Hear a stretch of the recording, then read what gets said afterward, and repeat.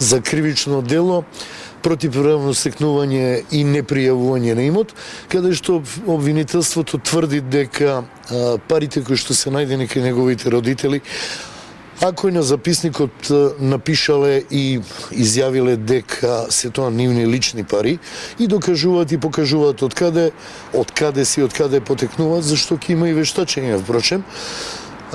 Посочивме и на обвинителството и на судот дека членот и законското битие на членот за кој се обвинува судијата е чуден и не одговара за овој случај, затоа што се наведува дека службено или одговорно лице во јавна установа, јавно предпријатие или друго правно лице кое стопанисува со државни пари, што не е случај, судот не е ни една од овие установи, но ќе видиме понатаму во текот на постапката ќе се докажуваме. Првичната одлука на судот е таа. Така, имате право на жалба, дали ќе искористите? Апсолутно, во рок од 24 часа мораме да поднесеме жалба. Ќе го искористиме тоа законско право.